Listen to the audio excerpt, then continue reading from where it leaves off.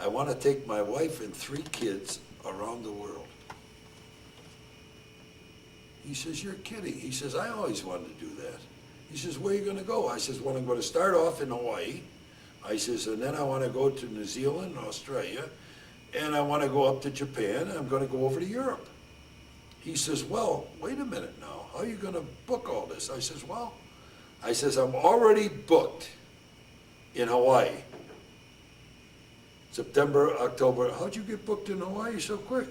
I says, well, I knew that I was coming up here to talk to you today, and I knew that you were going to agree with me with why I was doing it. He says, wait a minute. He says, let me call Jim Barnett. He just died.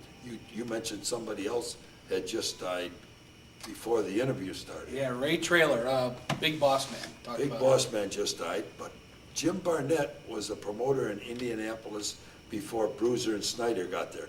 Anyway, he was the promoter in Australia. Gagne picks up the phone and says, hey, Mr. Barnett, I got a top star wants to come to Australia. Who is it? He says, the Destroyer, Dick Beyer, or Dr. X, take your pick. He says, I'll take the Destroyer. He holds up the phone and he says, how much you want to make? I says, I got to make $750 a week to clear expenses. He wants $750 a week guaranteed for 3 months. Okay. So now I'm booked in Hawaii, and I booked in there, and I'm already booked in Japan for April and May. Mm-hmm.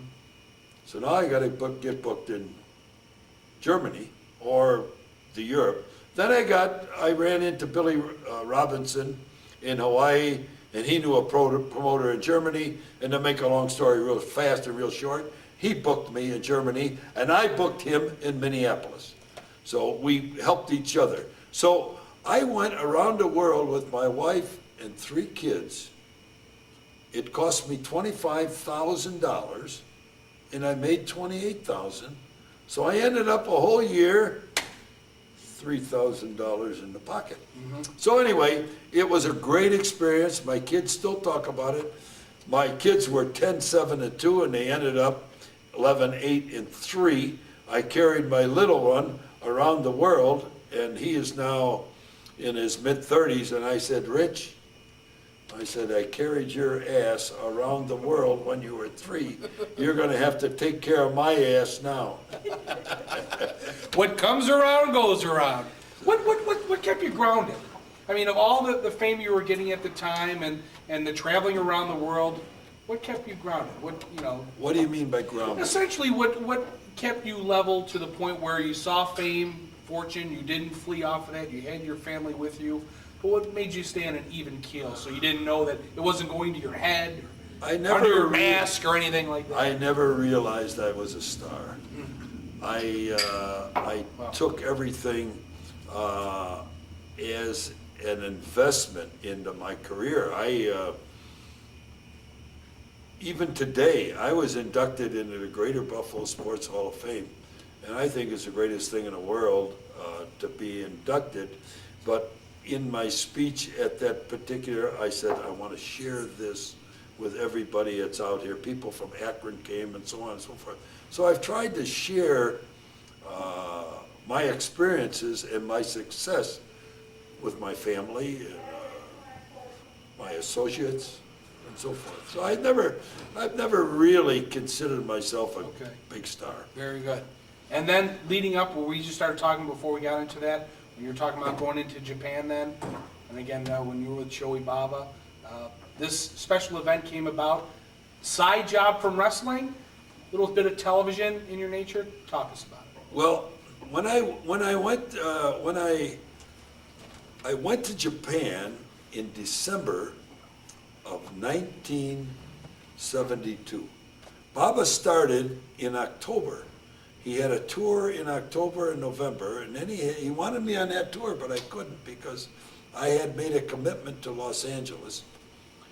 And I said that I would come over in December. So I went over there in December, and Giant Baba has got a tour going, and he has no talent. He's got himself and all the young wrestlers that came with him from Japan Pro Wrestling. Right. I said, Bobby, you need help. I says, I tell you what I do. I says, let's talk with NTV, which is Nihon Television, that did their television. I says, Baba, let's talk with them and get a representative. I'll come and work for you for $1,000 a week, and you pay my expenses. So I was making back then about the same money in Minneapolis. But this was a chance. I says, I'll come here for a year. So I went over to Japan for 1 year, and I got $2,000 a week, pay your own expenses. So I was making 6 figures, pay your own expenses. That was a mistake. I should have let them pay my expenses and get my $1,000. Oh, sure. See, so anyway, but the television that I got involved in was a musical comedy show. And let me go back, I'm trying to regress. Give me a question. No, Help me. we're working it right out. Was there an easy transition for you going from wrestling into? No, it was like water running off a duck's back. Anyway, I did Yeah, sure. the wrestling show that I was on with Baba, he had no talent. That's where I'm coming back from. I went to the TV people and says, I'll come to you for this amount of money and that amount of money. And they agreed to go with that. And we started his company. And I started training people to work for Giant Baba. Okay. Jumbo Tsuruta was one of them. Jumbo Tsuruta. He was in the 72 Olympics, came back. He was one of them that I started to train. But while I was there, I could speak from 63 to 72. I learned a little bit of Japanese. So I could speak a little bit of Japanese, and I got on television. I says, you Japanese people out there, and I'm talking strictly to the teenagers, I want you to write me a letter. I want you to write it in the best English that you can, and I'll answer your letter. I got about 150, maybe 50 to 100 letters, and I wrote them all back. And I says, I tell you what I want you to do. I want you to write NTV and tell them you want to see the Destroyer more on television. Singing shows, cooking shows, whatever. Yeah. And I was brought on to a song show. It was called Kohaku Best of 10, which means Monday night show. And it was the #1 show in Japan at that time for a singing show. And they had all the little entertainers there. Anyway, Like a variety show. right, Yeah. it was strictly a variety show, Okay. similar to Laugh-In type of thing, or Jackie Gleason type of thing. So I went on this show, and without taking a lot of time in creating the sensation, the final bit on the show is I pressed a young hoodlum over his head, and I dropped him off a platform as high as this room, and they caught him. And the next week they had me on again, and this time I was with comedians, and it was funny. What I did with those comedians was funny. The only thing the comedians were, the first show I did it with stuntmen. They didn't care what I did. Right. Now with these comedians, don't touch me, don't hurt me, don't do this, don't do that. There Anyway, you go. I did this show, and it was really funny. And out of that show, they created a show that was shown live on television on Friday night from 10 to 11. It was a musical comedy, and I was one of the stars of that show. And you're going to get a chance to see me in that show coming right up. Let's take a look.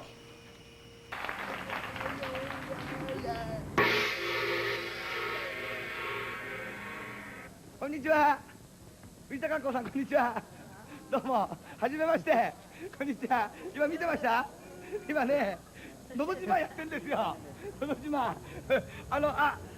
菅さんですか。はい、菅さん、こんにちは。このデストロイヤー知ってます？デストロイヤー。デストロイヤーね。デストロイヤー、上の後ろ乗っけて、横乗っけて。はい、ドライブ、オッケーオッケー。乗っちゃったよ、あいつら。はい、デストロイヤー乗っちゃったので。こんにちは。こんにちは。僕マキシです。はい、こんにちは。はいはい。こんにちは。今お昼休みで。ちょっと今ね、お宅の会社の宣伝するから。タクシーに乗るなら。はとばせないから。藤田観光一つよろしくお願いします。たい焼きの歌知ってますか？毎日毎日。じゃあたい焼き行きましょうか。ね、はい、菅さんのたい焼き。もうちょっと前にして。はい。毎日僕らは鉄板の。よいしょ。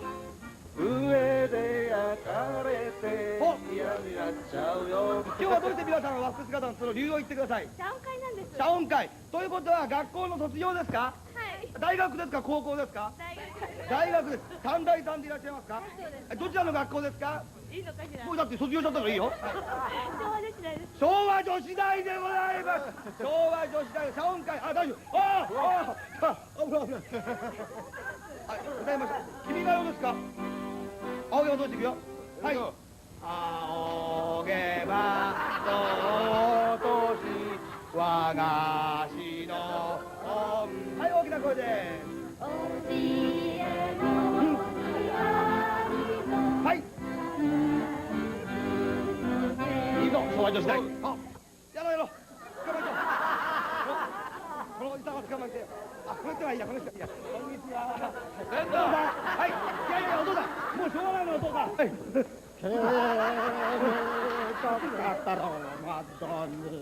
何がいいかな。でもかっこいいダリア節みたいな。何がいいかな。軍艦でもいいですか。じゃあ炭鉱節。炭鉱節。はい、行ってみよう。はい、手拍子。はい。月が出た出た、月が出た。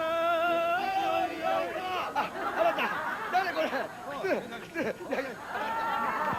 もう、はい、伊藤洋華堂の方でございます。新沢さん、大丈夫ですよ。靴持って。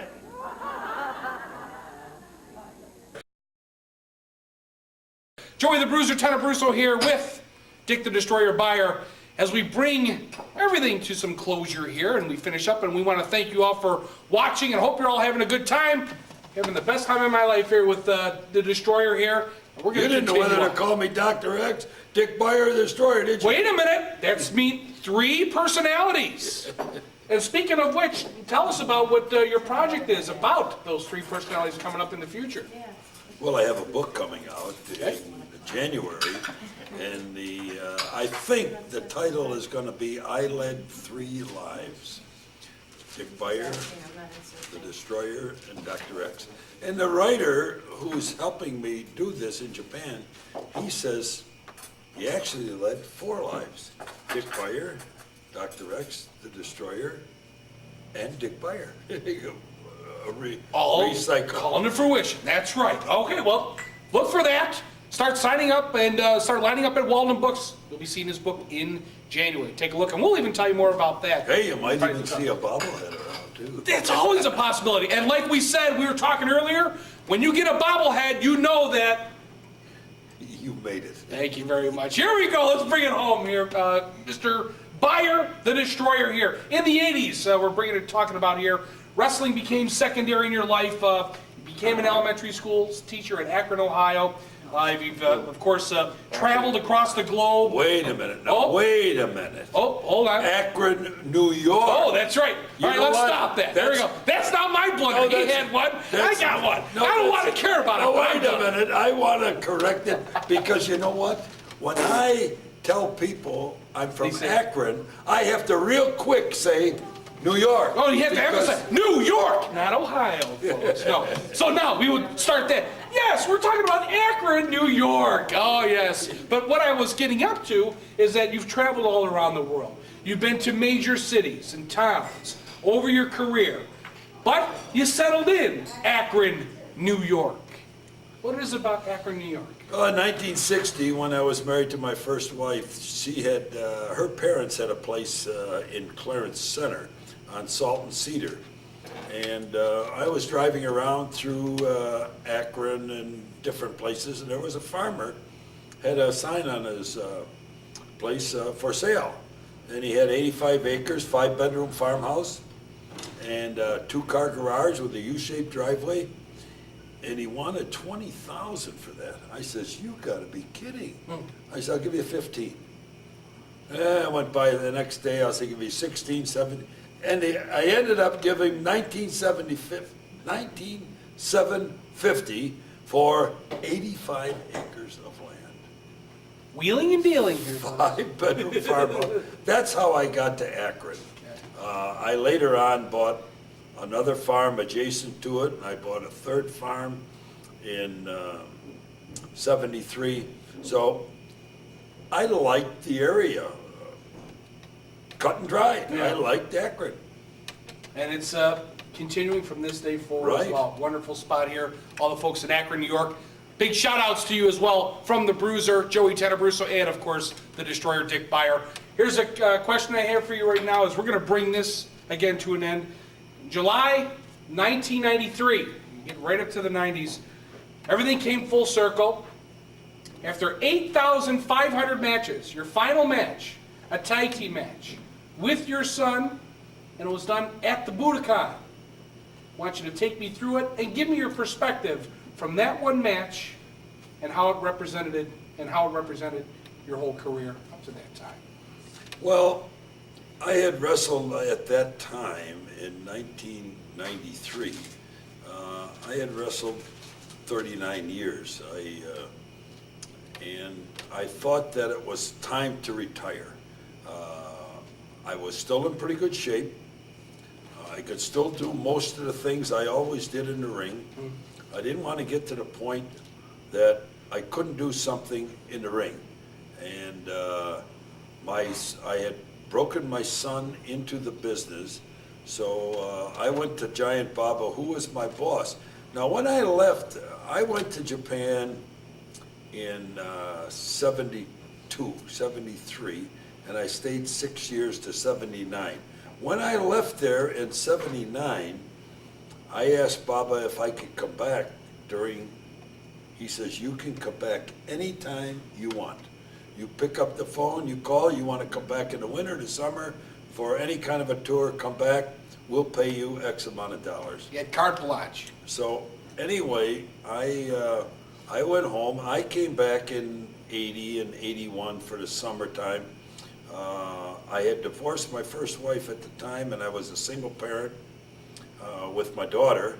My son was away at college, and my younger son went back to Japan with his mother. So I was a single parent and chasing a young nurse from Amherst Central. And but it was I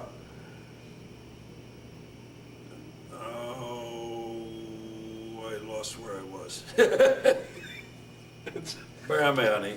You had that great food there from DePaul, I know so it. that'll do it for you. Chasing the young. You were nurse chasing at that young, Yeah. No, Lady. that was Last couple of matches at 93. yep. yeah. We So were anyway, building up to that. Here we go again. I was in Japan and with Baba, and I told him that I'd like to come back anytime. Then I took a full-time job as an elementary phys ed teacher at Akron Central School in 83. And then I wasn't free to go over there in the fall, in the winter, and the spring. And along with that, they asked me if I could coach high school swimming. And I said, my background is in swimming. I said, sure, I can coach high school swimming. So I was an elementary phys ed teacher from 83 to 95. And I actually planned to retire in 95. So I actually, when I retired from wrestling in 93, I running through Giant Baba, and he figured it out that this would be a good time I started in 54, ended in 93, that's 39 years, and I figured in the 39 years, I had those 8,500 matches. And they set up the matches. I had broken my son in, and my son was in Japan wrestling. And the last 3 matches I had was, the first match was with my son in a tag team match in Kanazawa, which is Ishikawa Prefecture in Japan, which is Buffalo's sister